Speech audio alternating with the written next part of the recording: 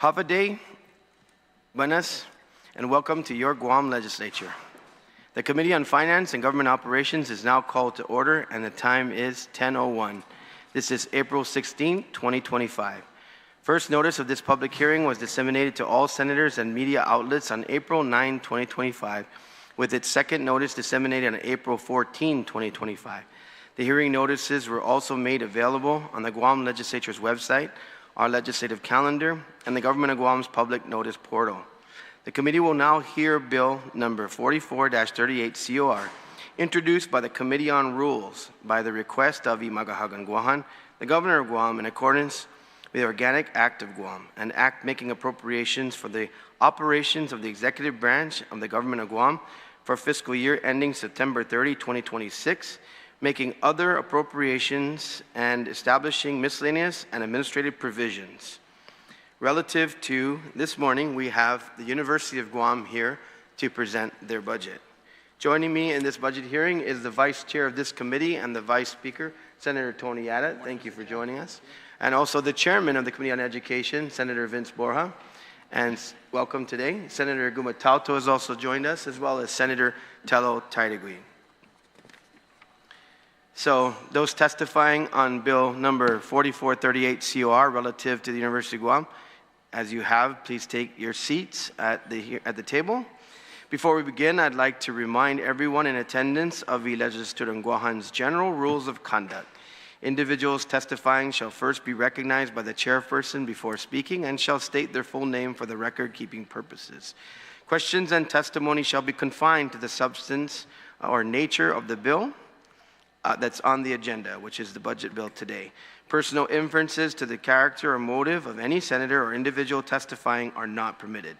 The chairperson of the committee may order removal from the hearing of any member of the legislature in Guåhan or the public audience who fails to observe proper decorum pursuant to the 38th Guam Legislature Standing Rules. Any violation of this general rule of conduct will result in immediate removal from this public hearing room. At this time, as is custom and as in our rules, because it is a budget hearing, I'd like to ask all the members that will be testifying today that are in the public hearing room to please rise and be sworn in by our Sergeant of Arms. Please raise your right hand. Under penalty of perjury, do you all affirm that any and all information you provide today, whether it be verbally, electronically, and in writing, be the truth, the whole truth, and nothing but the truth? Mr. Chair, under oath, you may proceed. Thank you.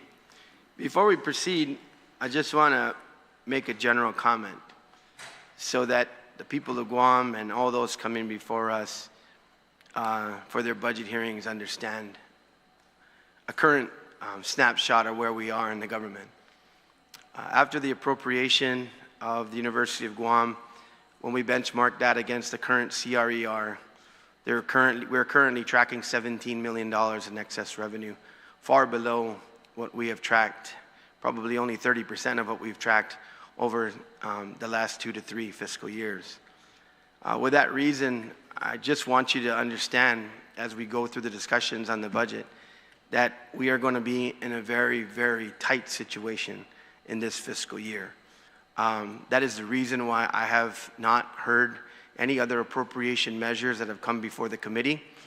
It is currently over prescribed or requested for by, I believe now, 45, maybe $50 million. There's no money for those appropriations at this time.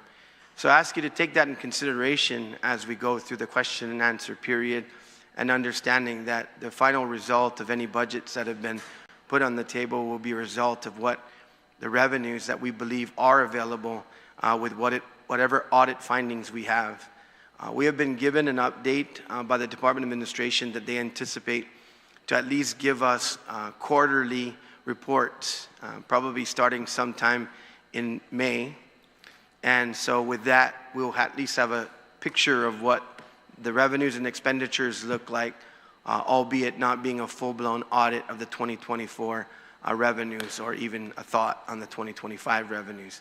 So with that, I just wanted to make sure that I'm saying this to everyone who comes before us so that we can manage expectations, work with whatever we can, and work within our operations to do whatever we can as well to understand the predicament of the government. So with that, I'd like to address the President, President Enriquez, and I will have you go ahead and select the order in which you've brought forward your team today to testify on your budget, and you may proceed at this time. Sijus Masi, Mr. Chairman. Manana Sijus, Buenas and Hafa to our honorable senators of Imina Trenta Otsuna Lias Latoran Guåhan. On behalf of the University of Guam, Board of Regents, administration, faculty, staff, and most importantly, our students. Sijus Masi for the opportunity to present testimony in support of our FY26 General Operations Budget Requests of $47.3 million. Before I proceed, I just want to extend on behalf of our institution, Sendankulu Nasijus Maasi, for your support in the supplemental bill that is now law to support our FY 2025 appropriation. Now, this request for our fiscal year 2026 represents a $2.3 million increase from the previous year request. When we account for rising costs in utilities, operational necessities, and finally, personnel and medical benefits and retirement contributions, this increase is modest but meaningful. It reflects not only our needs, but also our commitment to continue delivering excellence for the people of Guam and our region.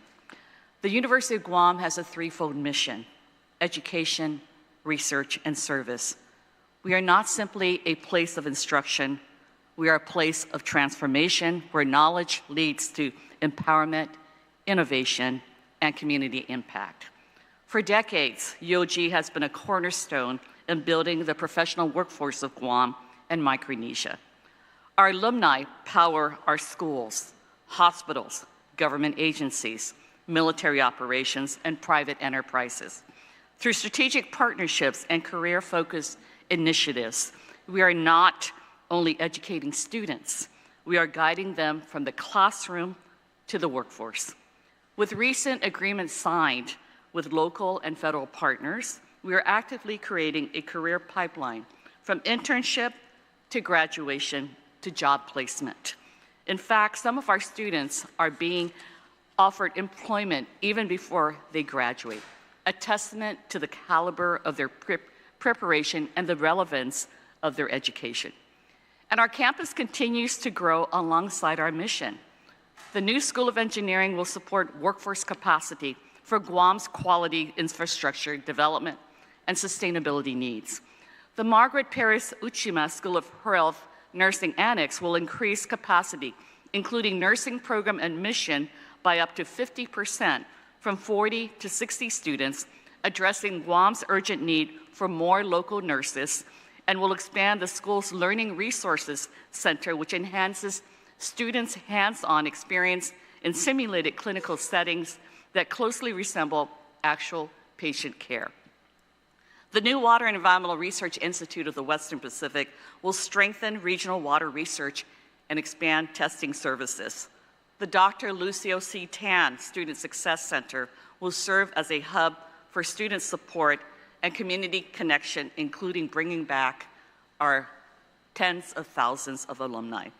And new programs in data science, library science, cybersecurity, and sustainability ensure that we meet emerging workforce needs, while degrees in construction management and electrical engineering are in development to align with Guam's infrastructure and energy priorities. But beyond our classroom and lecture halls, UOG's commitment to service runs deep, especially through our land grant and sea grant programs. Thanks to local support and the U.S. Department of Agriculture NEFA funding, our faculty and staff are on the ground every day, responding to real community needs, running 4-H clubs in schools, cultural centers with military families, and summer youth programs, teaching healthy habits through the expanded food and nutritional education program to families and young children, partnering with mayors' offices for youth, senior, and wellness initiatives, including diabetes prevention and village wellness programs, working closely with the Department of Public Health and Social Services on programs like SNAP-Ed, non-communicable disease prevention, and senior outreach, including sourcing fresh produce through the Farmers Cooperative for senior meal programs, supporting Guam Customs and Quarantine with insect and disease identification, leading efforts to control invasive species such as the coconut rhinoceros beetle and little fire ant, providing technical and training support to farmers, empowering our local food systems, and advancing aquaculture development through our aqua park, Fidean hatchery, and direct assistance to producers across the island. The Center for Island Sustainability Sea Grant is building a green economy through new jobs in conservation and renewable technologies to reduce the carbon footprint for our island. This is who we are. UOG is not just a university. It is an institution of learning, a center for research, and a partner in service. That is why we're especially proud of being recently designated as a research college and university by the 2025 Carnegie Classification of Institutions of Higher Education. This national recognition reflects the incredible work happening throughout our campus, expanding access to federal funding and elevating our ability to generate evidence-based solutions for community challenges. We also understand that times are challenging with the rising costs of utilities, groceries, fuel, and basic necessities. Families across Guam are being stretched. And so it is fair to ask, is a college degree still worth it? At the University of Guam, of course, the answer is a resounding yes. A UOG degree is more than a personal achievement. It is an investment in Guam's future. It leads to higher earnings, open doors to meaningful and needed careers, fosters personal growth, and creates solutions to real-world problems, whether in public health, education, infrastructure, or sustainable development. Some have raised concerns about salaries at the university. We acknowledge this conversation and offer context. There are very few institutions on island where terminal degrees are required for employment. Guam Memorial Hospital and the University of Guam stand among them. Our faculty are not only teachers, they are scholars, researchers, and mentors. They are experts in their fields who could work elsewhere but choose to serve here because they believe in the mission of building a better Guam and region. When a student earns a UOG degree, families can rest assured that their nurse is qualified and compassionate, that their social worker is well-trained, and that their accountant understands the full scope of ethical and practical demands. For employers, this degree is a seal of quality. For business owners, it's peace of mind. For the island, it's a promise that the next generation will be ready. Honorable Senators, we are mindful of your role and the competing priorities you must balance, and we do not ask lightly. That is why we have taken action, implementing cost controls and prioritizing only the most critical hires, launching task forces on deficit reduction, innovation, and revenue growth, strengthening donor engagement and public-private partnerships. But even a fire well-tended needs fuel. The progress we've made is real. The momentum is alive, but it cannot be sustained without your continued support. Let us keep the flame burning through education, through research, through service. Invest in Guam. Invest in our students. Invest in UOG. Invest in the Micronesian region. Master Kwatdu. Anita Borja Enriquez, President. Thank you.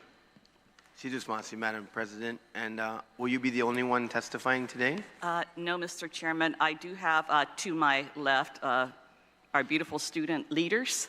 I have to my immediate left the Student Government Association President, Ms. Nicole Guerrero, and to her immediate left is her Vice President of the Student Government Association, Ms. Kiana Ardiente. I do have to my right our Senior Vice President and Provost, who's prepared to answer questions relating to academic and student affairs. To her right is our Budget Officer, and to her immediate right is our Vice President for Finance and Administration, all prepared to respond to questions. Thank you, and we appreciate that. So for the ladies, maybe you can junk and po, or just decide amongst yourselves who will go first. And please identify yourself first, and that you're testifying in what capacity. Si Diyos masi.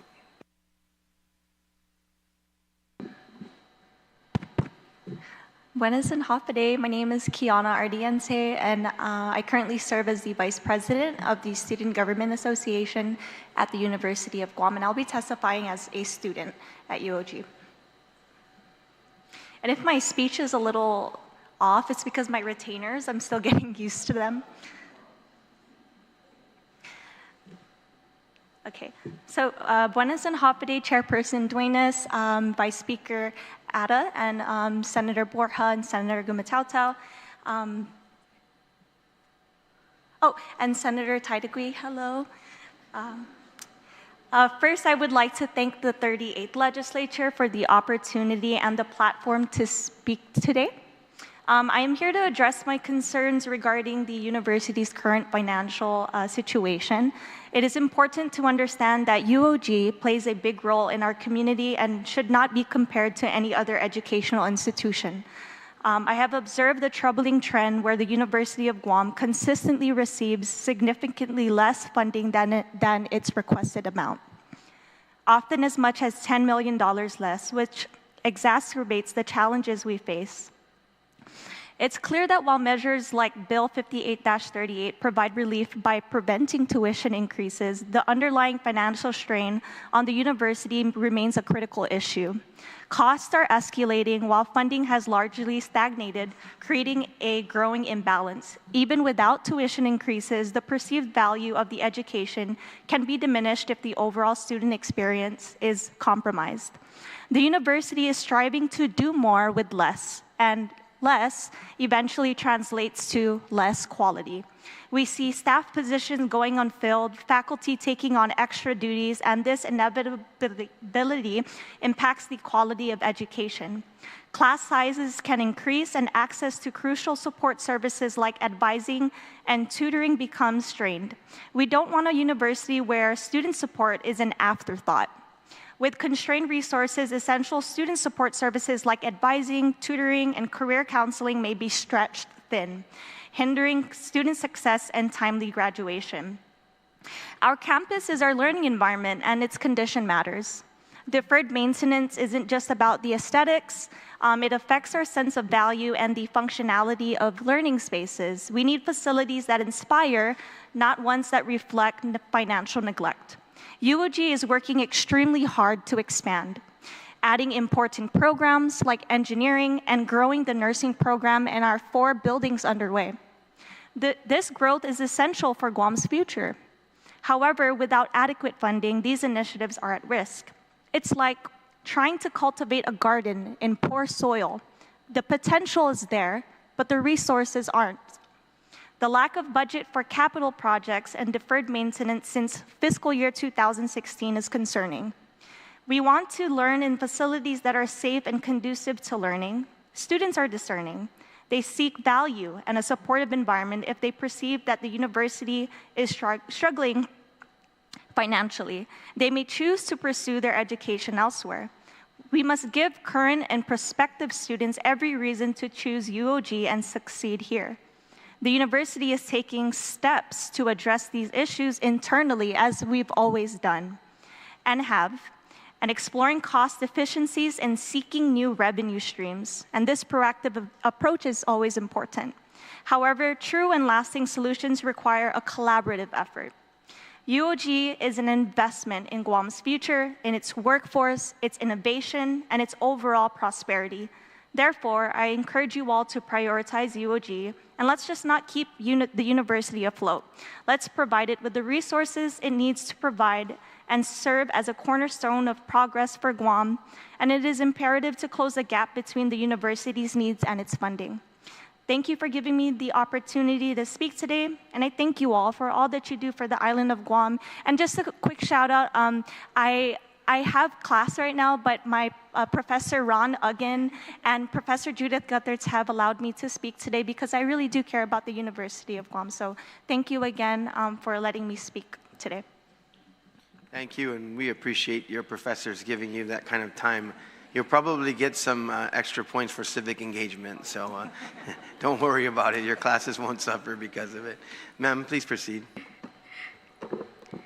Buenas and half a day, honorable senators of the 38th Guam Legislature. My name is Nicole Guerrero, and I currently serve as the president of the UOG 63rd Student Government Association. I'm also a fourth-year political science student set to graduate this May. I am here on behalf of the 2,900 plus students that I represent to call for your support in the University of Guam's fiscal year 2026 budget. The financial situation at the University of Guam is not a new topic, and I think it would be amiss to act as such. Ultimately, this fiscal year 2026 budget request represents the cost of ensuring that we provide not only an adequate institution of higher education on our island, but also one of quality. Faculty vacancies, limited class offerings, shortages in student support staff, and deferred maintenance projects. These are just some of the challenges that students at the university are directly impacted by due to the strained financial situation of the university. That does not account for the rising costs coupled with the need for development and growth. Many of my classmates have experienced delays in their graduation timeline owing to limited classes due to faculty shortages. Many of our facilities continue to deteriorate as much-needed maintenance projects and repairs remain unaddressed. The capabilities and capacities of student support services are constrained as the limited student support staff try their hardest in assisting and supporting the 2,900 plus students currently enrolled at the university. This is not the university that it was 20 years ago. This is not the university that it was 10 years ago. The University of Guam has continued to evolve and be a site of progress and innovation, ensuring that our island community continues to remain competitive on a national scale. Our School of Engineering building is set to open later this year and is a testament to how innovative and progressive this university is in looking towards the future and ensuring that we are sustaining critical areas in our community. I have always said that the University of Guam should not be a backup school for our graduating high school students. Pursuing a better future should not have to come at the cost of leaving one's home.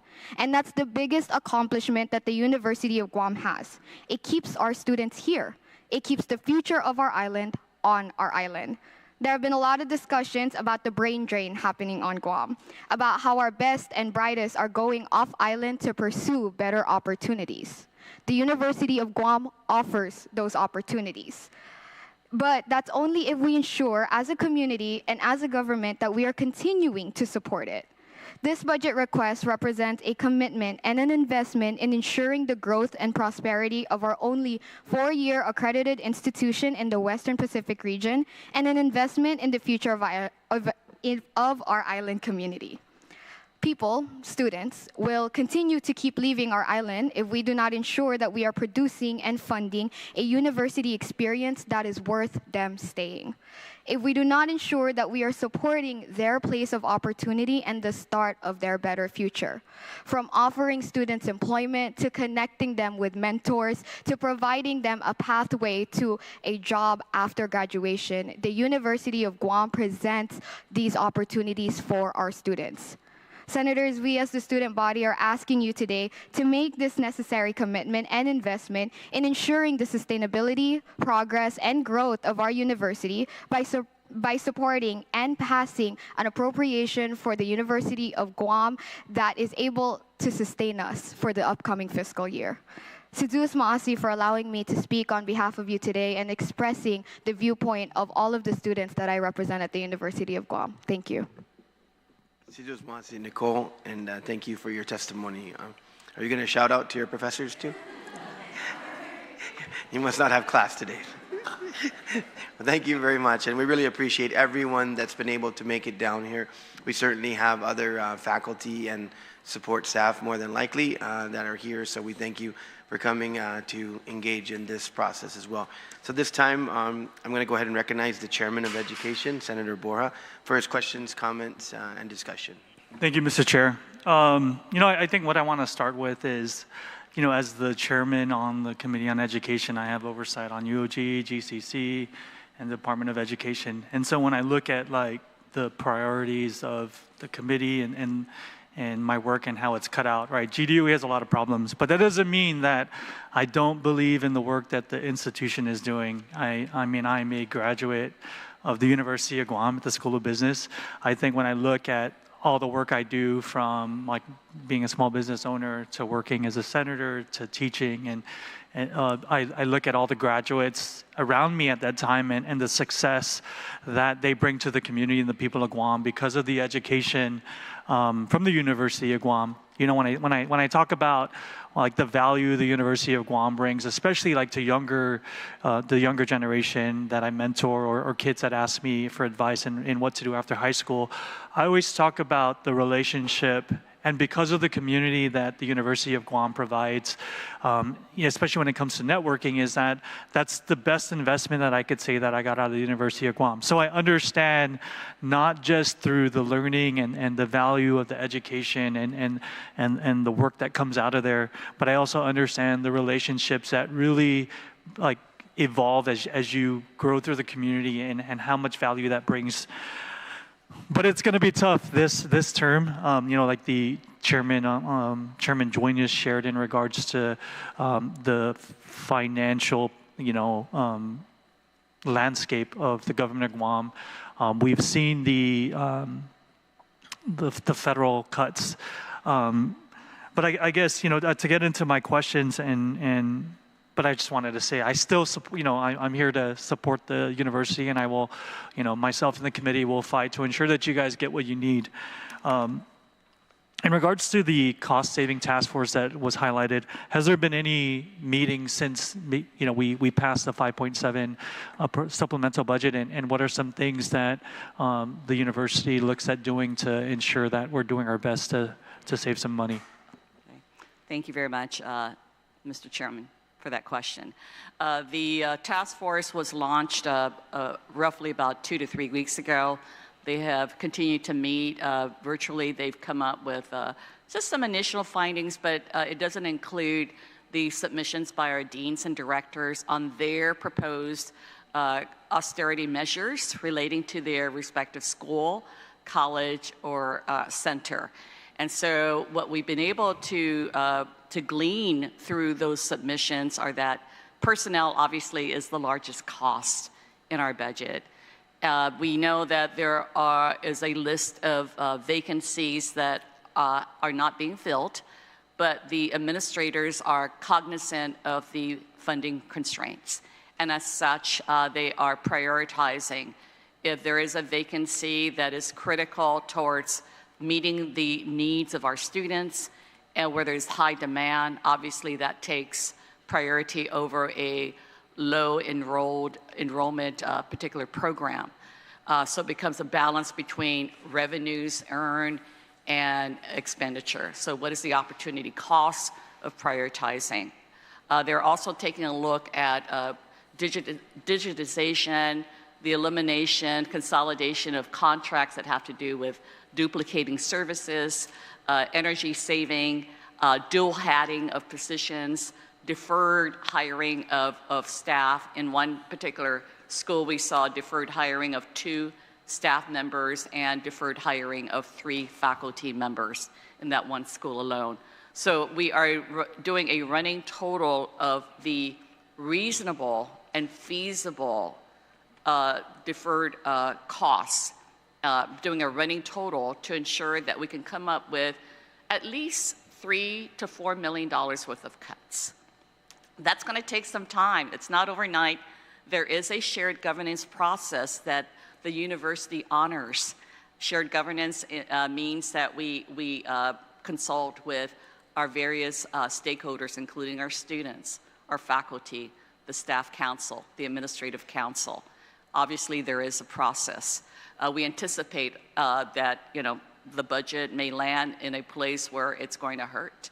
We anticipate that. There are 2 other task forces. The second has to do with revenue enhancement and innovation. Obviously, we're looking to diversify our revenue portfolio of programs. We're looking at ways in which we can meet new demands, latent demands of our island and our region. We've already started exploring and following through with requests from the region for baccalaureate degree programs. Palau is requesting 2 more.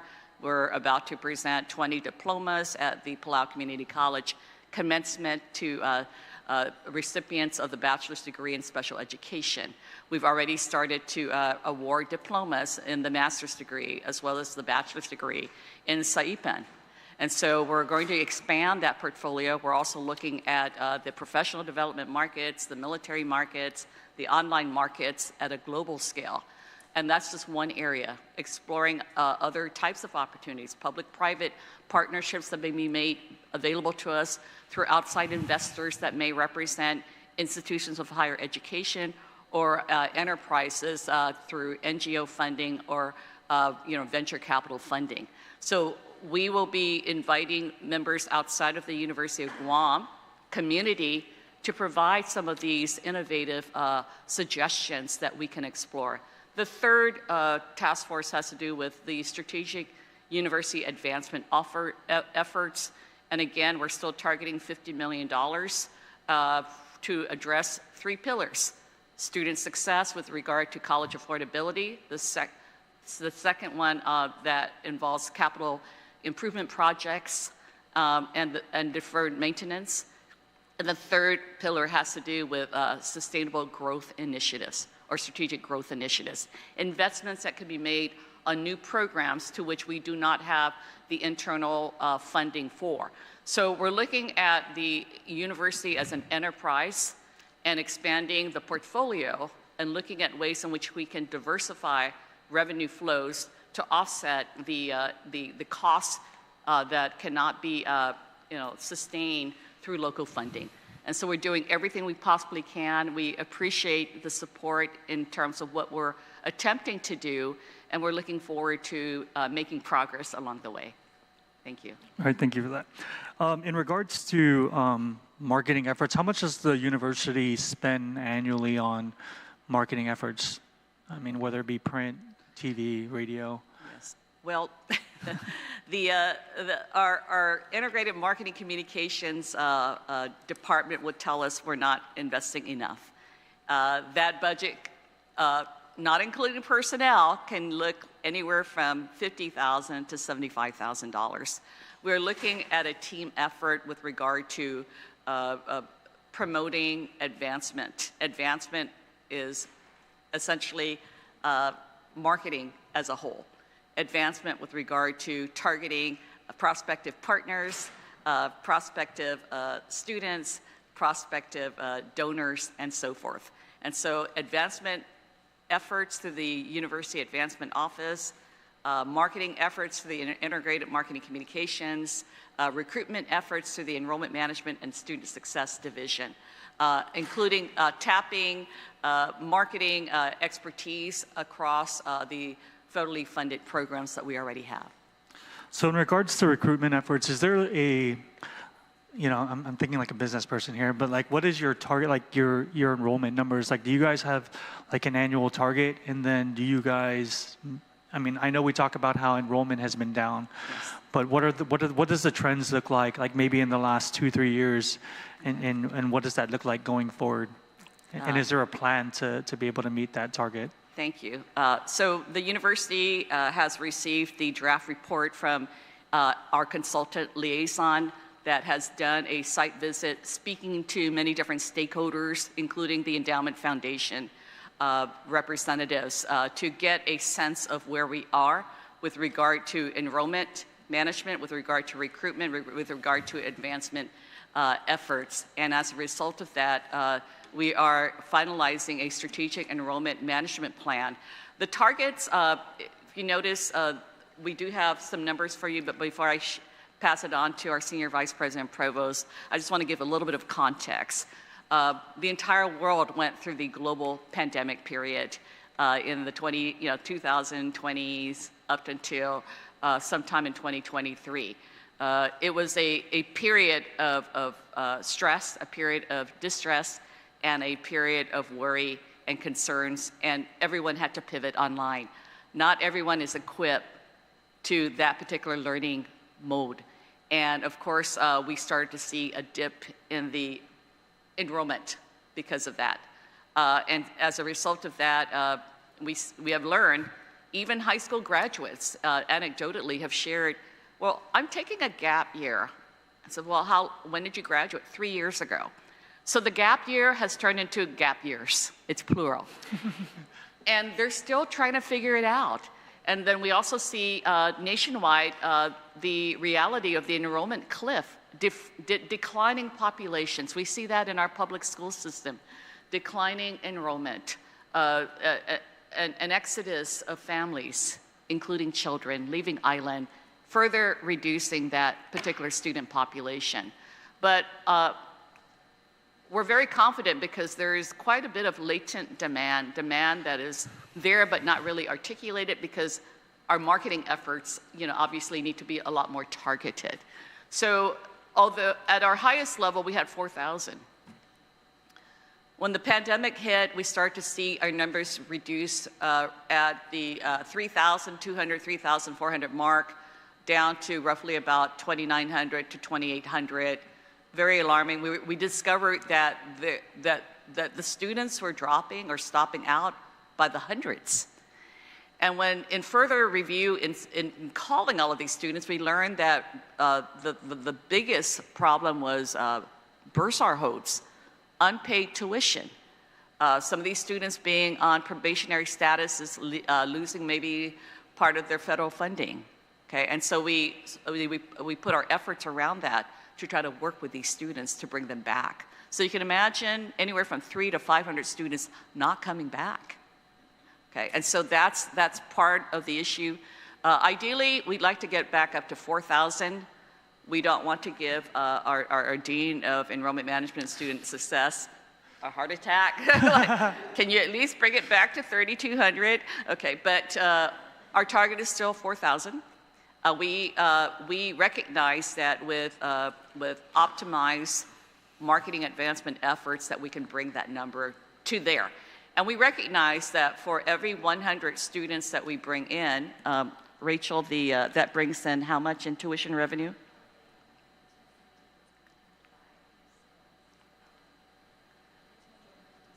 Yeah, for 250 students, that's an additional $1.5 million. So as we bring that number up, we can see additional revenues coming in to meet the shortfall. And then how much does the endowment or the endowment foundation, how much do they bring in regards to revenue that can support any kind of expense for the university? I know there's some restricted stuff there, but is there any efforts in that office to help supplement some of the revenues for the university? One of the recommendations in the consultant's strategic enrollment management plan is to work with our endowment foundation to support an annual fund for operations. That is something that has not been done in many, many, many years, and it's a conversation that we will be having with them. The Endowment Foundation has been a blessing for us with regard to making the Dr. Lucio C. Tan Student Success Center and the School of Engineering facilities possible through the USDA loan, and they've been instrumental in providing us with additional funds that will support these new facilities. They have been very, very supportive in that regard, and they have given through scholarships, endowed scholarships and other immediate scholarships, hundreds of thousands of dollars in scholarships to our students. So they have been an amazing partner to us. We recognize moving forward a new strategic opportunity with regard to an annual operations fund to support the university. All right, thank you. And last question. With all the federal, uncertainty, I guess, do you have a plan in place for some of the federal programs just in case? I know right now you guys are tracking what may be affected, what has been affected, yes. But come past post-budget passing of the law, do you have some kind of plan in place on how you're going to address possible employment for some of these programs? Thank you very much. Most most of our federally funded programs are for specific purposes, whether they be supporting research or applied research, extension work, anything that's going to help specific targeted community members, specific needs. For example, the Center of Excellence for Developmental Disabilities, Education, Research, and Service, or CEDARS, they're predominantly federally funded. And so they help to support programs for the Guam Department of Education, for other school systems, for our persons with disabilities, providing resources. That obviously is one of the major concerns because it does have broad community impact.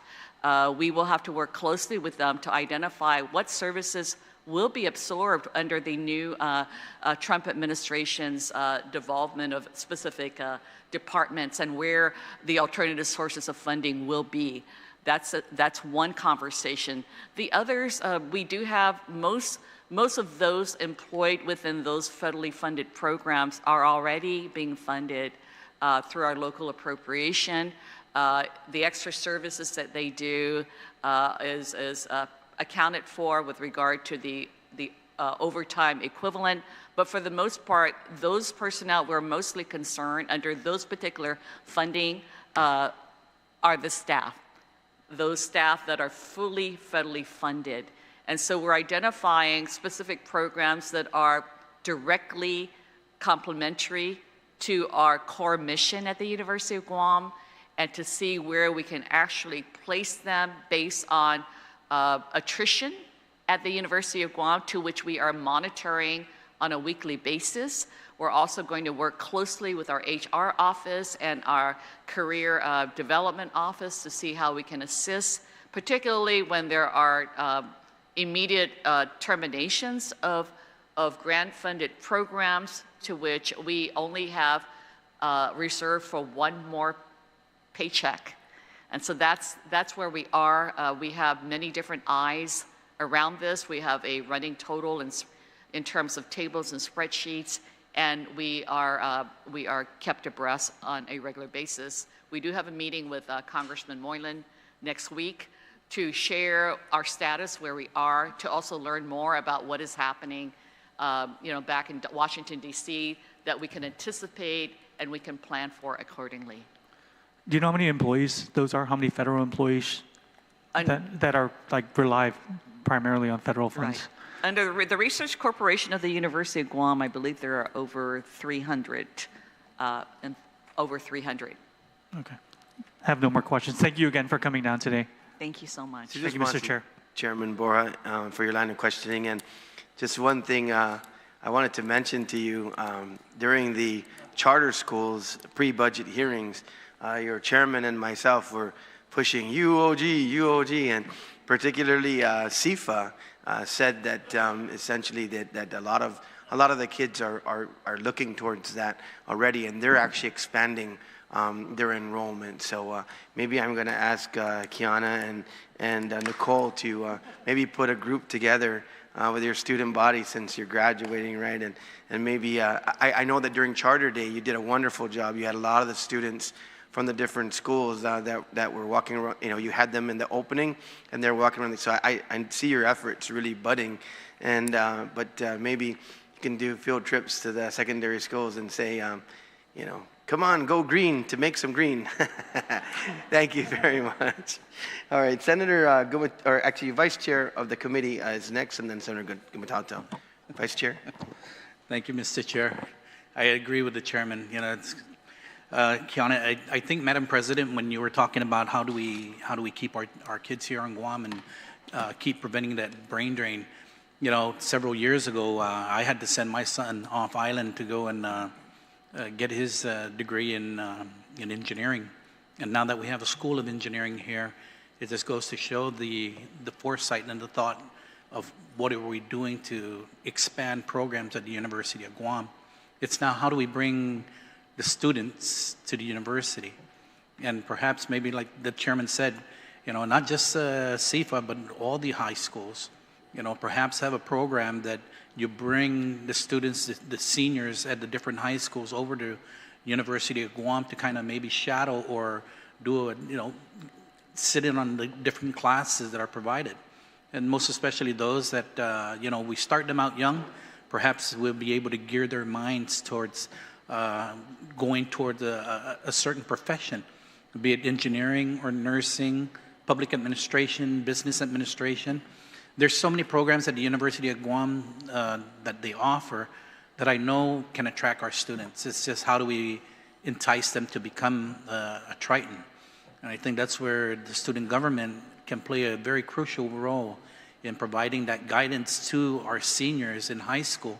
And with the help of the president and the faculty over at the University of Guam giving you that assistance, you know, I mean, what's the best way of marketing? It's the word of mouth. That's the best marketing, because you two are the shining examples of what it is to be a student at the University of Guam. And that's what we have to project, is what is it that you are doing today that, or what is it today that attracted you to the University of Guam back then? And take that ideas and run with them and grow on them. A foundation has already been built, and that's the University of Guam. It's now how do we build that foundation, and it's like building a house. We built the walls, we put in the windows, and put the roof on. And that's where you guys now become that integral part of actually bringing and increasing the enrollment at the University of Guam. And I think it takes every single one of us to do that, but you guys are in the best positions to actually make that happen, and hopefully that, you know, you guys come up with some ideas. You're graduating this year, right? And when do you graduate? Next year? So we got the next 2 years for this transition team right here to bring in new students to the University of Guam. But thank you for all that you guys do in the student government. Madam President, for you and your team, thank you for continuing to expand the programs at the University of Guam. You know, the nursing program, the School of Engineering, all those things that have come over the last several years, as a matter of fact, and how we continue to build upon that. And, you know, it's just, it's unfortunate that we're in this position right now of what's happening nationally, but I think if we continue to build upon our own population here, it'd be able to help the University of Guam out as well. But we'll continue to work with you and your team. We'll continue to work with the committee and look at how we can continue to support our higher education. Because I totally agree with you ladies that we need to stop the brain drain and keep our young adults here and keep our educated, those who want to be a part of the Triton family, you know, to keep them here as well. Thank you. Thank you for all you do. I have no questions, Mr. Chair. Masi. Thank you, Vice Speaker. Any comments to the? Yes. I know you have efforts. So, yeah.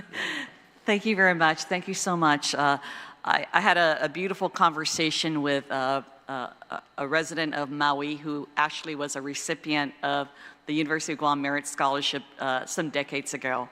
And she said she sat down with her, I guess, attorney, and he told her, you've got to start giving back. And so she wanted to give back to the university in the form of student scholarships. She goes, I want to help students in need.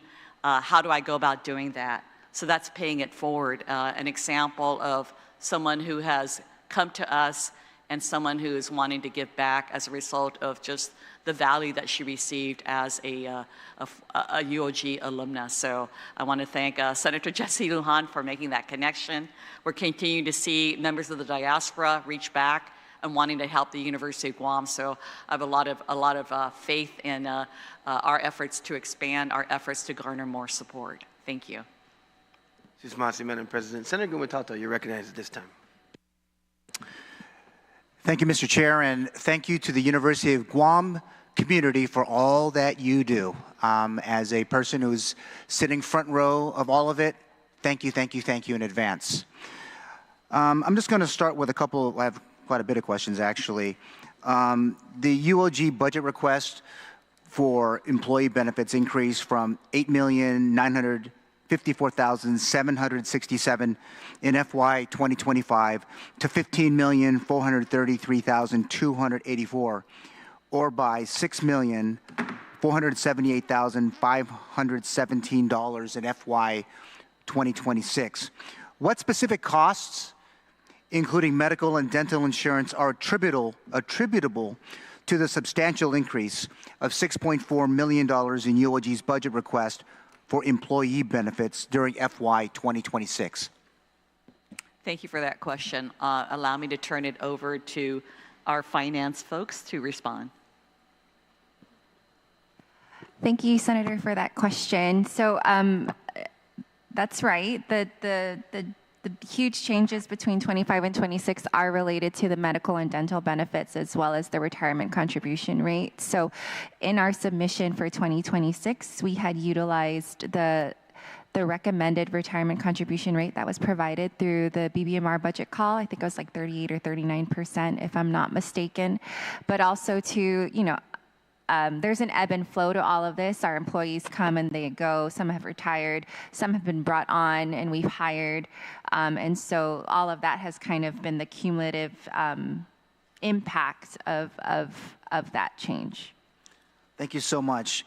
Now, if UOG's FY26 budget request is based on an employer retirement contribution rate, as you mentioned, of 34.80%, what information is available at this point confirming whether the contribution rate will further increase? And if this were to occur prior to the new fiscal year, how exactly will UOG absorb the additional cost? If I'm not mistaken, the recommended rate that's provided by the front office is based off of a consultant report, I think through the retirement fund. Gosh, when I've tracked it, it's through the Milliman report that comes out from the Guam Retirement Fund, or that's attached to it. And it's all to kind of fund this unfunded liability and everything like that. And so every year there's this rate that gets projected out, and that rate gets pulled into our budget projections all across our agencies. On top of that, if it changes, and in my experience, it's stayed the same. There's been maybe 1 year or 2 years where it's dropped depending on how calculations go as we get closer to the budget sessions and passing the budget law. Our process at the university, we rerun the figures and we see how things get plugged in. But I think the major impact that hits us towards the start of the next fiscal year is the medical and dental benefits. We don't see those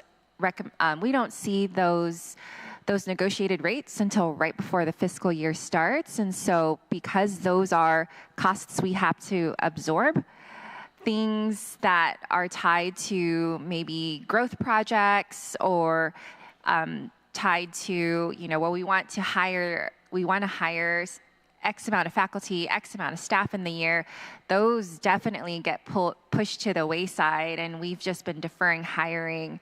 And that vacancy listing has been growing over the last 4 or 5 years. Thank you, and it's a good segue to talk about your requests for employee salaries, which also increased over the last 2 fiscal years. So for the record, how many vacant positions are funded by the $33.3 million budget request in FY26, and how many of the vacancies are teaching and research positions at UOG? Thank you so much for that question. I might have to give you a little bit more of the drilled down detail after this, just because the number of faculty and the number of staff do fluctuate and change. And so if you wanted a more updated figure, that I could give that to you in like the next hour or so. I just have to look through my data. No, as long as if we can get it back to the committee, that would be sure. Important. Sure. So what it is, though, in totality, for FY 2026, the request is covering about 408 employees this is not inclusive of any other, so total count, total employee count at our university is about 900. And of the 900, about 400 of our employees get funded through our general operations budget. Everything else it's outside of the scope, and we kind of keep those things a bit siloed so we don't get confused in which employee is tied to what fund.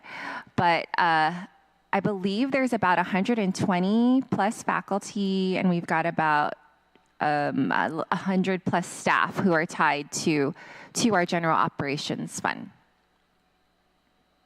All right, thank you. And let me just stick with this, the vacancies for just a second. Well, what portion of the additional $6.9 million in employee salaries for FY26 represents salary increases? And does UOG have the authority to hold off on salary adjustments in the new fiscal year if necessary, as you mentioned just a minute and a half ago, due to budget limitations?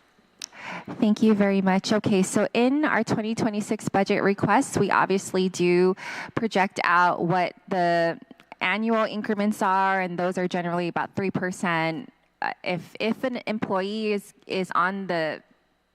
getting an annual increase, right? There are some employees who get 18 months, 24 months, and those figures get calculated out. But we do have, our board does have the authority to freeze increments for our academic employees, which are tied to faculty and administrators and some of our staff. But anything related to our classified staff, which there are several classified staff who are governed by the civil service, likewise with all of the other line agencies, holding back increments, I think, would have to require us coming to this body or having something like that passed, which has been passed in previous budget laws, like increments being frozen across the board. That if that gets put into the budget law, then we would follow suit.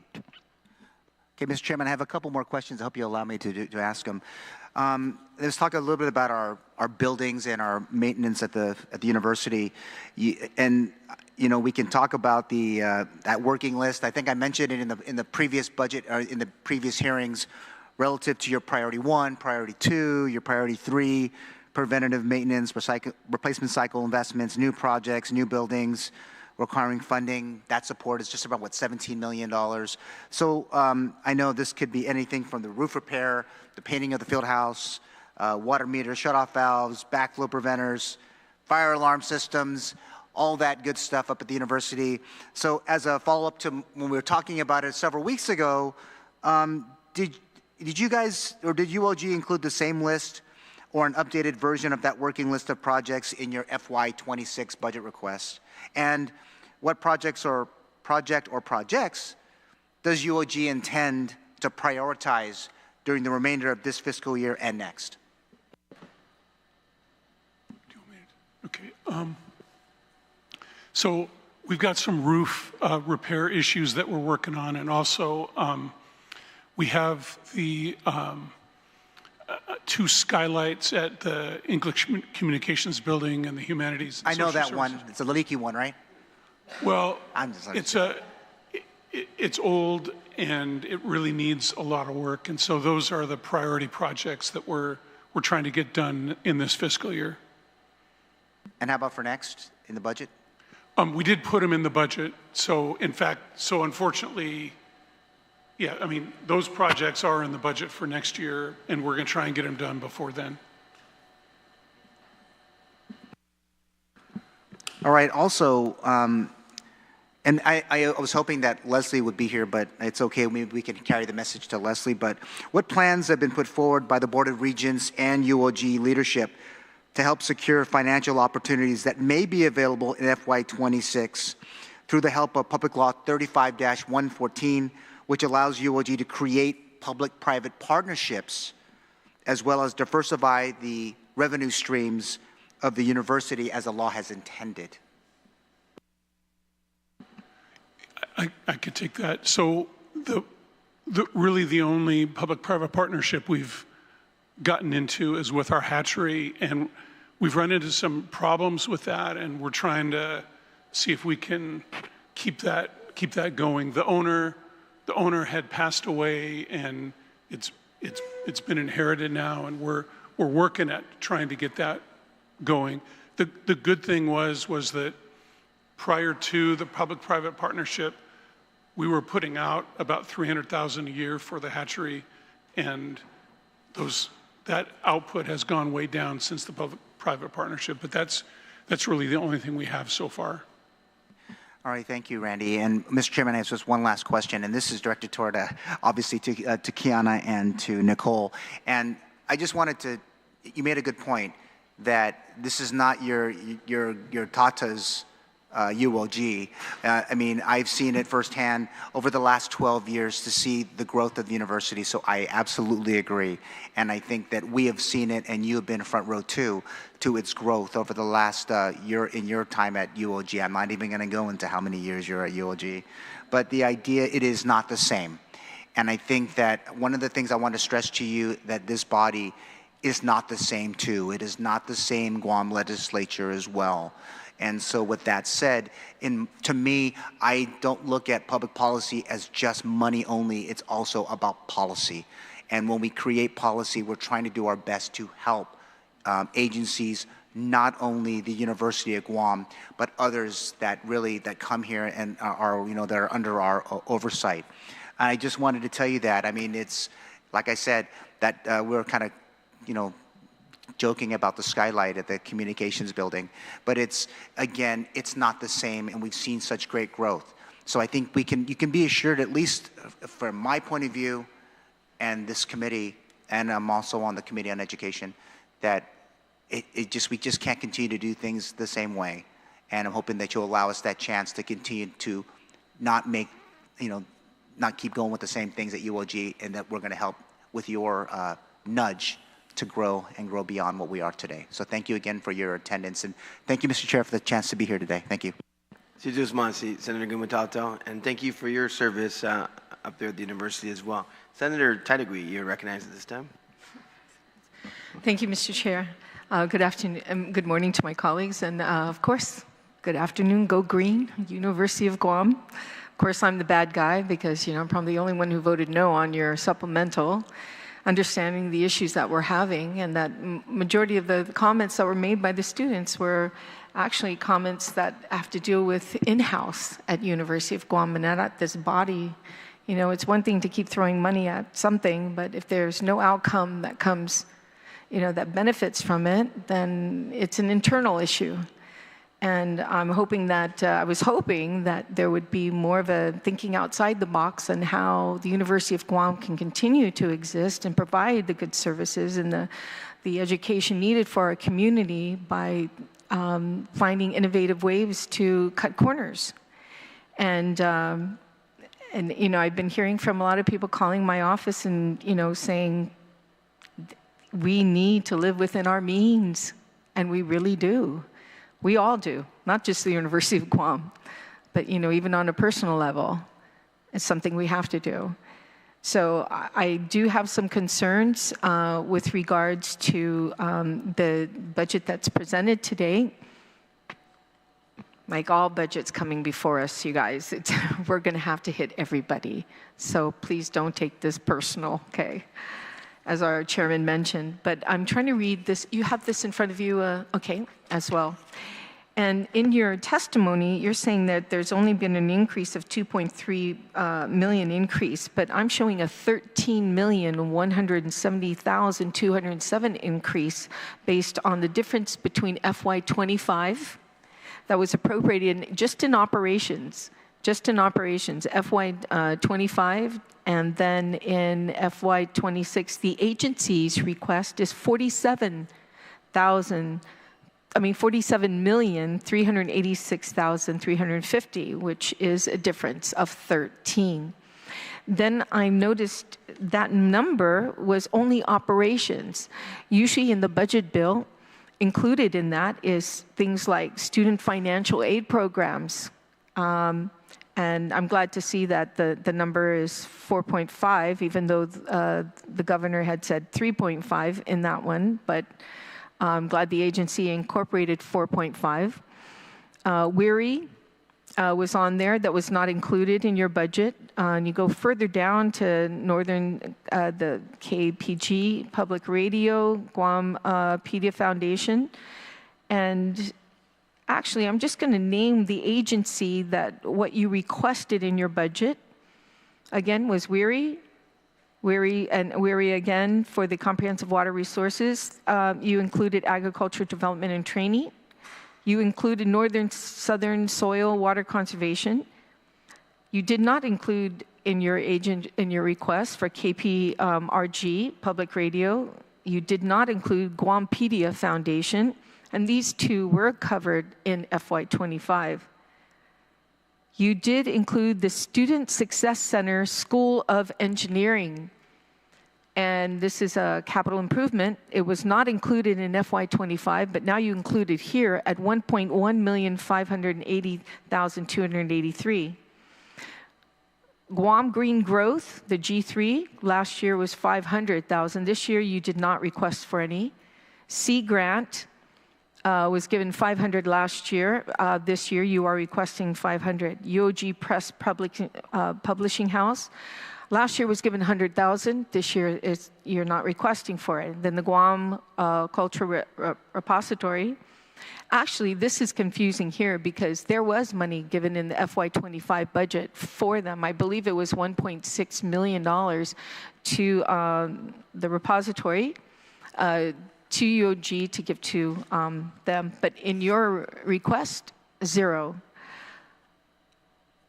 Capital improvements, $500,000 was given last year. This year you're requesting $500,000.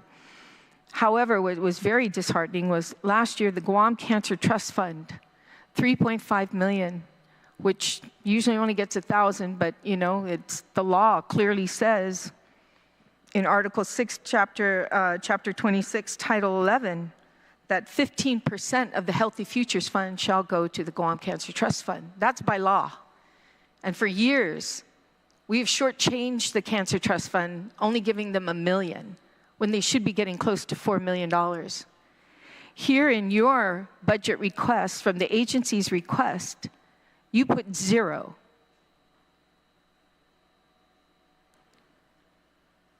And that's very disturbing why you would put that. Now, if the intent was for UOG to say, okay, we're requesting for 47.3, but if the legislature, you want to fund all that was funded last year, then you're going to have to fork out the money. And I don't think that's how it's going to roll. At the end of the day, after everything I mentioned, in FY25, UOG was given $44,700,391. And now you're requesting for $55,830,382. And you're not even including the Guam Cancer Trust Fund in that amount. So this, I don't know if there was another budget hearing that, you know, maybe this is outdated or something that has changed. But can you please explain to me these numbers? And why was the Guam Cancer Trust Fund eliminated from your request, your budget request? Thank you. Yes, thank you, Senator Tello, for those questions. And so every budget cycle, we receive a letter from the Office of Finance and Budget to submit our budget requests in line with prior year budget requests. And I will say that what we had submitted is in line with what we've submitted in prior years. Some of the appropriations that are provided in the budget law under the UOG chapter, we consider pass-through appropriations, and they don't really have anything to do with the University of Guam, and we're stewards of the funds, and the funds come in, we push it right out for these purposes. And so a lot of those things are set by a public law, and they're set by this body, by the legislature. And so whatever gets put in our chapter and what we receive from the Department of Administration for those specific purposes, we provide we push right back out to KPRG, to Guampedia, to the body that that oversees the Guam Cancer Trust Fund to issue those funds to those proper organizations. And so that's not a University of Guam specific operation.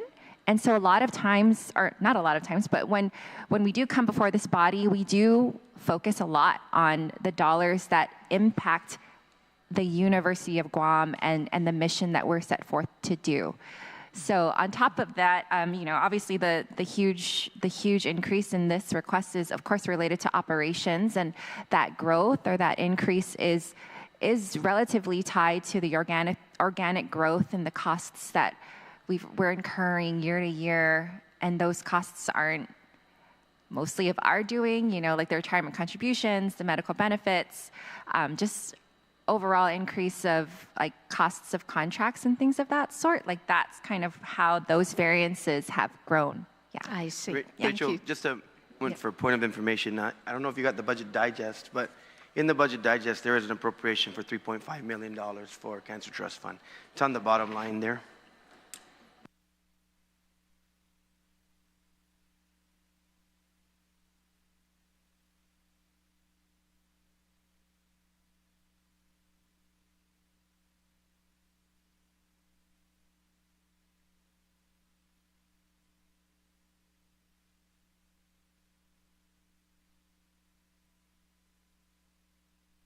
Yeah, this, yes, it is here on FY25. Unfortunately, it's not in FY26. Mine shows an FY26 request under Guam Cancer Trust Fund, 3.582. Yeah. It's in the governor's request.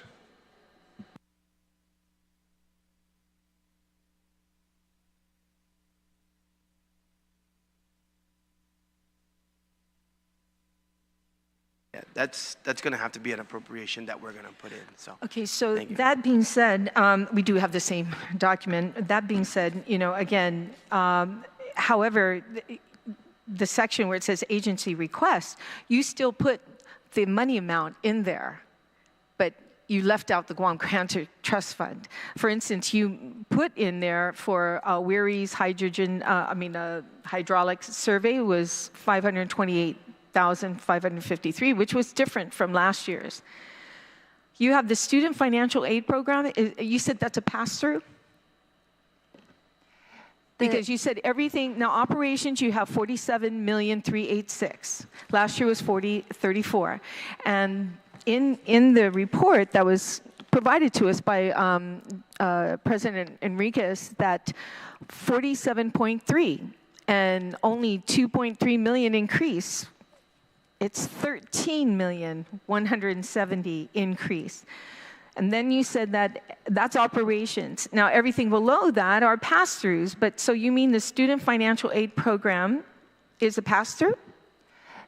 The student financial aid so first part, 2.3 million is request to request. So in FY25, our budget request for operations was 44.9, and we've submitted a 47.3, so if you subtract it out, it's 2.3. That's how we're looking at it that's how that statement is to be interpreted about the 2.3. But that's not reality. I understand you're looking at this because this analysis from OFB. I understand. Right. Yeah. Okay. Because FY25, this year is only 34 million that was submitted, and here you're saying that when accounting for rising costs and utilities, 447,000, you're talking about this request represents 2.3. It does not. It represents 13 million increase. So I believe our testimony does say that it's 2.3 million based off of last year's budget request. So I think it's just request. The request. Oh, okay, yeah. Okay. There's very fun. There's a difference between the request versus request versus actual. Yes. That's correct. Yeah. Yes. I see. Okay. So the request this year is 2.7 above what the request was last year, but we're not benchmarking that against the actual that they received. We're doing actuals here. Yeah, I want to stay in reality here. So we all wishful thinking, wanting something, but I'm saying in reality here. So it is 13 million. The reality is, but like I said again, student financial aid program, that's not a pass-through, correct? So that, of course, the University of Guam, we've been tasked, or we've been given the opportunity to manage the program, which is also set by law. And then through whatever gets appropriated through the budget law, we disperse out the scholarships for those specific programs to our students as well as GCC students. Okay, so it is a little bit different, on the what's considered pass-throughs and versus, the reality. And then, of course, you have the Student Success Center's School of Engineering at $1.1 million on that one, which it says use language be allocated from the general fund. Okay. So I guess the travel section here, it's showing here based on the Budget Digest, you have 0 for travel. So is any funding from the general fund that's provided to the university used for travel? How is travel used from grants? Mainly from grants. Okay. Are any of the grants being jeopardized with any kind of freeze that's happening right now with the Trump freeze, and grants and education grant funds are freezing from different locations? Do you have any that's up in? Thank you. Yes, that is a major concern. There have been grants that have been frozen, as we said, and have been paused. So that we're looking at least 2 next-gen grants that have been impacted, as well as National Institutes of Health. And as we've learned, the National Endowment for the Humanities also will be losing some grants. What is the total amount of those grants combined? Right now, it's definitely over 12 million. Okay, 12 million. Okay, and does that jeopardize anything that has to do with students at the University of Guam, or is it just faculty? No, it has not jeopardized students in the sense that it will impact their academic progress. No, it has impacted in the form of internships. So those internships have stopped. So not with regard to academic progress. How much is that on the intern? How much are we looking at the loss for the students on their intern? How much in dollars, or you're talking about how many students? Well, internships are not paid necessarily, but there are paid internships, and those are based, of course, on hourly wages. I see. Yeah. So how much did you pay in FY24? Those were fairly new. Those were new grants that were paused before we could even really roll out at this point. So the other question I have, and probably the biggest one, is where are you going to make these cuts?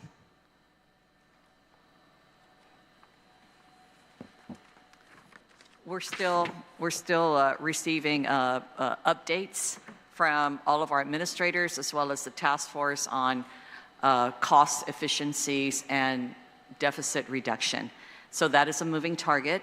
We know that personnel encompasses the bulk of expenditures. That means that people's jobs will be impacted if they indeed come under the recommendation for streamlining, consolidation, or total elimination.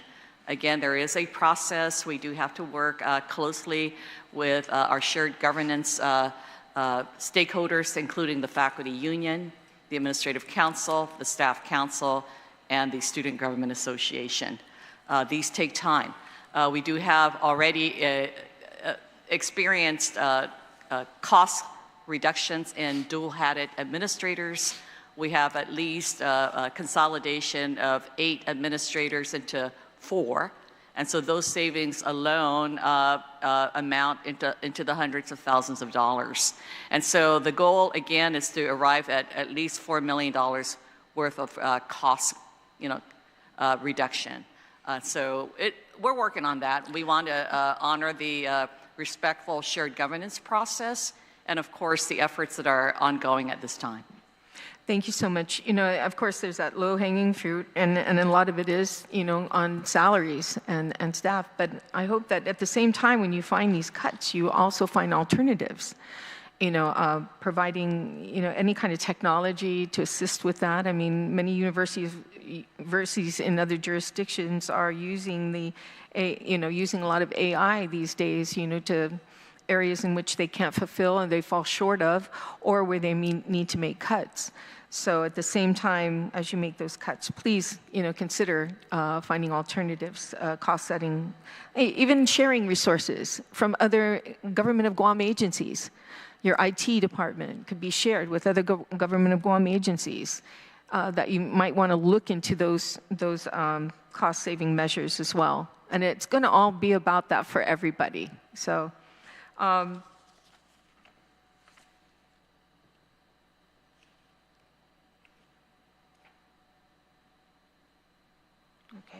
Other than that, I hope you know that I think we all support education. Of course we do.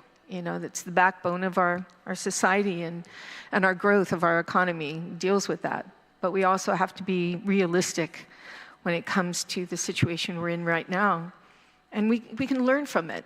It might be, sad days coming ahead, and cutting costs, but we can also really take from that and grow with it. And like I said, we can learn from that. So thank you so much, Mr. Chair. Thank you, Senator Tadegui. Just a couple of clarifications. I do agree that your testimony is benchmarked against your request versus your prior year request. Just like most agencies that come before us, their request is significantly different than what they actually get in actuals on appropriations. So I think that's an appropriate comparison. Also, in my notes from OFB, we are the ones to be putting in the pass-through funding in your budgets. The governor's request is in the budget, and we will make sure we make that adjustment. I'm just going to have OFB from here on out just put it all in to the budget. It's kind of been an understood practice, but we will do that for all subsequent budgets that have pass-through funding to just put it into the budget, but it's not part of your budget. It's an appropriation from the legislature. As per public law, you are just administering, you have a ministerial duty to those funds. So with that, Senator Parrish, you may proceed. Thank you, Mr. Chair, and good morning to everyone. And thank you, University, for your tempered testimony, considering the uncertainty of the times today. I think a lot of the questions have been asked, regarding, the concern about cuts to federal government and what that means to our institutions. And maybe if you can clarify, how much money is UOG receiving through their federal grants in total?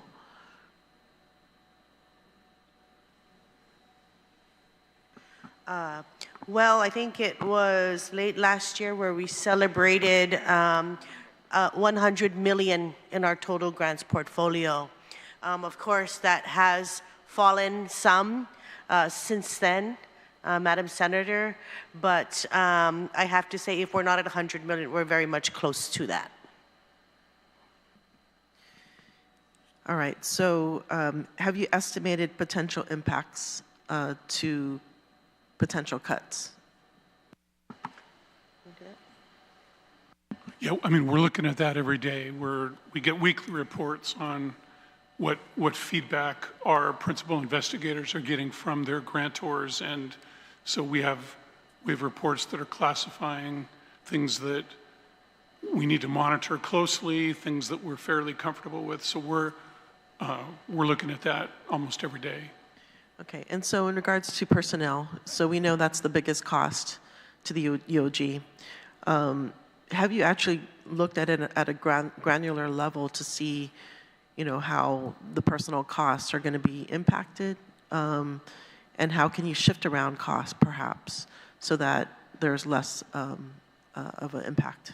Yeah, so far there's been about 5 staff positions that are no longer being funded, and fortunately we've had vacancies in other grant-funded positions, and so we've been able to shift them so far. But yeah, we're looking out to see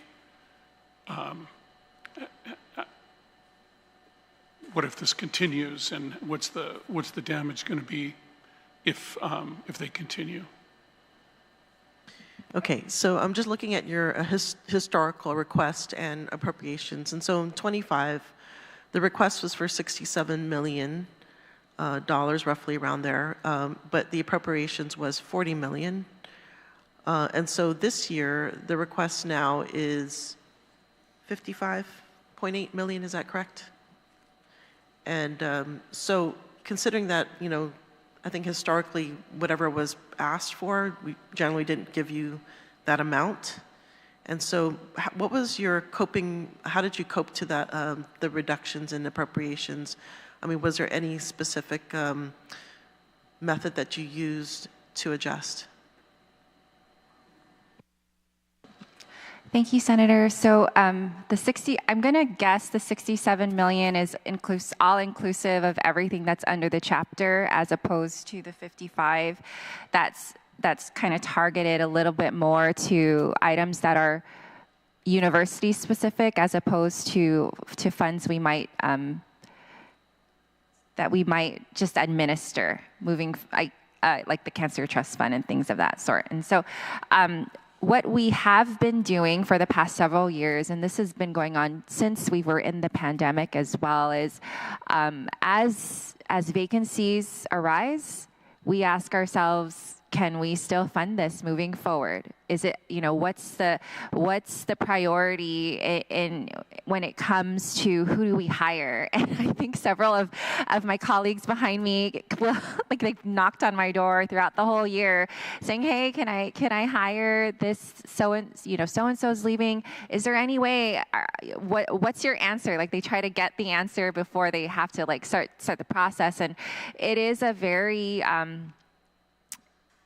It's a very rough process, I think, because every unit, as well as every agency, they're so used to their staff count being what it was. And as technology continues to come on, and as we continue to look to like on how to cut costs, sometimes those positions need to transform to better serve our students, to better serve the college or the unit that position is being held, right? So we want more analytical people who are tied to IT-related spaces, or if our systems are a little bit more upgraded, which are part of our plans, the analytics of all of it, you know, you don't really need a technician as opposed to an analyst, right? And so all of that is a very fluid conversation university-wide, but aside from that, we've also entered into projects where we're figuring out how to reduce utility costs.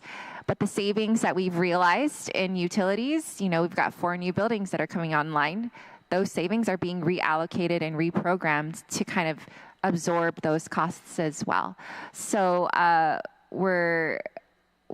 it's a day-by-day thing, it's a week-by-week thing, a month-by-month, and so wherever we're at when budget talks come around, this is kind of where we've been able to present to you. Yeah, so this is not a something unique to the university, and unfortunately, our talks or our negotiations for insurance happens after the budget. And so, unfortunately, the decision was made that the agencies were going to bear the cost for the increase, and that is probably why there's an increase in personnel cost, I'm assuming, that you're asking for. And again, that doesn't necessarily mitigate the future negotiations for insurance. And so I think it's important to kind of reposition. I mean, every agency that comes before us has to position themselves for a very conservative year, you know, notwithstanding what's happening outside of Guam, considering our own issues, right, regarding insurance, the timing of that. And so that's something, I guess, I'm sure you're well aware of. You guys are intelligent. So, yeah, I think that, you know, anything that you can do to kind of streamline the process and make it more, yeah, just a little bit more responsive to the times in regards to the financials. I think that's something that we are probably going to ask of every agency that comes before us. The other thing is maintenance of effort. So I know that's something that every educational institution has to be concerned about. You know, whether we can continue to support increases and to ensure that maintenance of effort is stabilized. And so what is your maintenance of effort based on? It's the total revenues we receive from the legislature for our general operations appropriation divided by the total appropriation.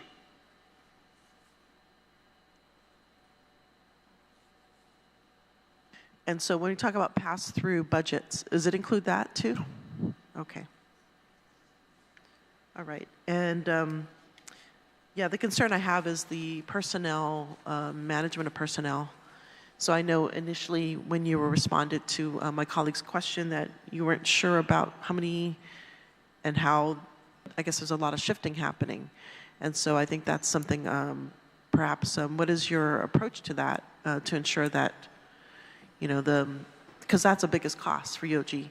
So how are you managing that to ensure the costs are managed well?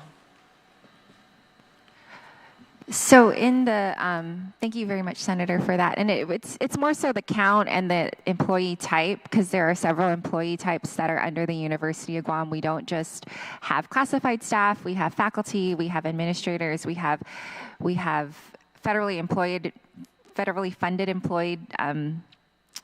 employees. And so employees who are tied to the general operations budget, it's just a segment of our employee count, and it's a big segment. It's about 408 total of our warm bodies to date, and that's what's included in our budget request. And so to break it down by faculty and staff and administrators, I think there's about 40 administrators, there's about 120 plus faculty, and then the remaining may be staff. But I can get those counts to you after this session. Senator, if I can just add, I think she was describing this earlier, but every time there's a vacancy, we take a look to see, is this still needed? Is there a greater need in another area? And so can there be a shift that we make? So those are some of the things that we do to try to make sure that we're reprioritizing and trying to make the most of the funding that we have. Thank you. And then one last question about the cultural repository. So it's not, I believe it's not here in this budget request. And I guess the expectation that it's going to be covered under a different agency, but according to this, it's still under UOG. So maybe that's something that we can. Yes. So, Senator, we had a 3-year agreement with the Guam Museum to try to help stand up the repository, and that terminates in May of this year. And I'm not aware that that has been extended. So we didn't know if we should put that in the budget or not. Okay, that's something that we'll have to take a look at. Okay. All right, thank you. I know a lot of questions were asked already, so thank you so much. Thank you, Mr. Chair. Senator Perez. I just have a few closing comments, I guess, because I want to thank you and your team for coming in. For the public and for our committee, maybe new committee members, I know our chairman did attend. For the public's information, we meet with all of the agencies prior to this public hearing to really go over and try to get to as close to as possible the proper appropriations for operations. I want to thank you and your team for being very diligent and coming forward. My commitment to you and my commitment remains as a baseline to include your supplemental appropriation that you received as the baseline for your budget. We'll see where we can go from there. We're also going to monitor, of course, and ensure you're going to report to us your progress throughout this remaining of the fiscal year in consideration of your supplemental appropriation. It's my commitment to get as close as possible to we can to your requests in consideration of the situation we have government-wide. In those considerations, for most, even if you look at the governor's request, it's basically tracking to what had happened with a supplemental appropriation that was passed by the legislature. I think that if we are able to meet that, that will be God's work, beginning-wise. But I think you can kind of take some comfort in that your efforts in terms of praying on this body for what you need to be able to continue going forward. Just two other comments. You know, unfortunately, the internet and blogs can be a wonderful place, and sometimes they can be a very difficult and trying place. And I want to say I've been disappointed in, while we're talking to the people of Guam right now, that, you know, some of the comments on the university in terms of what some public perception are, you know, the university is not worth it, you know what I mean, send your kids off island, you know, what are they doing? And I want to take this opportunity as your chairman of finance, and also as having spent a lot of time up at the university by your invitation, and as well as our chairman and many of our colleagues.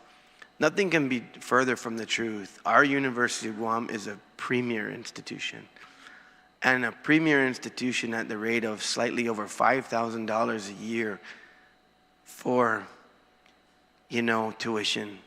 I think the people of Guam have a lot to be proud of.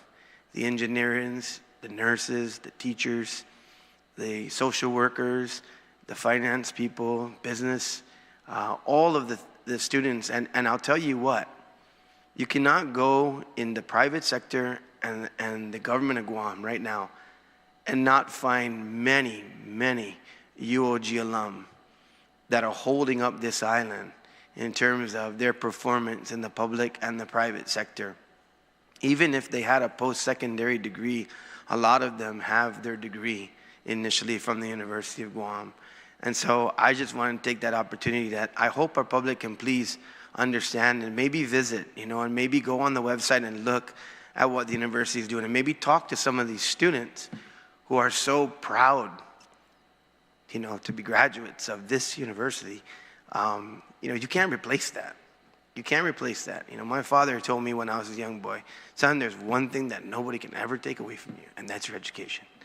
Everything else can be stripped from you, but what's right here, what you learn and what you're taught, nobody can take that away from you. So I just want to mention, I had a little bit of a cold, but I just want to mention that, you know, I am proud of everything you do. Now, of course, we have to scrutinize and we have to do everything that we do as a body, because we are a co-equal branch of government with an awesome responsibility, you know, to provide for our people on all levels. But I cannot overemphasize how important it is right now with our recovery and what we're doing going forward, that you, along with GCC, along with Trades Academy, along with the charter schools, along with the Department of Education, sinking or swimming right now is really based on what you do every day. And there is no future for Guam in terms of building and getting out of financial difficulties or other things without what you do every day. It's absolutely critical. And so I just wanted to make that comment. And also, while our people are watching, because believe it or not, particularly probably during the supplemental budget, we have become our own TV show. So we're very, very well watched and monitored, and rightly so. You know, this is a great thing about the modern day. The great side of the internet and all of the exposure to media is the fact that, you know, people can watch what we're doing. But I want to take a time now as I close, because I think we all agreed on one thing today walking out of here. We need to tell the UOG story.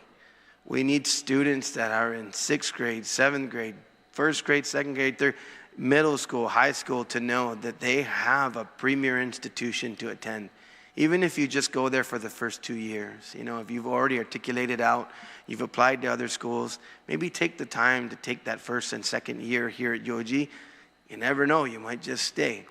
But the fact of the matter is that we have to tell that story, because, as you mentioned, just with a mere 250, 500, 1,000 more students, close to $6 million. I mean, there's the gulf that we have to, you know, traverse right now in terms of if you get inclusive of your supplemental budget. I think our community can produce 1,000 students in the coming years for this premier institution. And so I hope this gets as much publicity as it can. I hope we continue to bring the kids up there like you did on Charter Day. And I hope that we can continue to tell the University of Guam's story.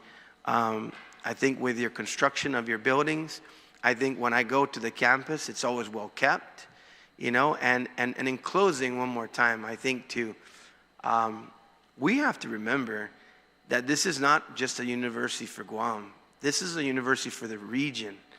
You know, we have our brothers and sisters from all throughout Micronesia and the Marianas that come and rely on this university to go back and serve their people in their governments, you know, in their social services, in whatever fields that they have. So this is not just the University of Guam, this is the University of Micronesia. And so the bottom line is that keeping all of that in mind, I know there's a lot of things we got to do, and we've got to make sure we're accountable across the board. But I want to accentuate the positive and say, let's see how we traverse that gulf, tell the great story of the University of Guam and all the work that the professors are doing, and tell the story that all the research institutes and the like, they're all funded. Those are economic drivers for our island. What would we do without WERI? You know, testing and making sure our water quality is up to par. What we would do without all of the social services, the disabled, and the other things that you guys do. Without that being at the University of Guam, if we didn't have a University of Guam, those programs might not even exist. These are things that we have to tell the people of Guam. A lot of the people that you're servicing that have disabilities, even the Manamco, even other services that emulate out of the research component of the university is vital to our daily lives. And so with that, I'll jump off my soapbox, but I wanted to leave on a positive note and read my concluding remark that I have to for every public hearing. This will conclude this morning's budget hearing on Bill 44-38 COR relative to the Guam, or I guess we had Guam Community College page in here. University of Guam, excuse me. The committee will continue to accept written testimony on the bill within 7 calendar days from the day today, which may be addressed to myself, Senator Christopher M. Duenas, as chairman of the committee, and mailed to 163 West Chalan Santupapa in Magaʹhågan. You may also send your testimonies to my email at senator.duenas@guamlegislature.gov. This morning's budget hearing is now adjourned, and the time is 11:39. Sidus Masi, and this session is now adjourned.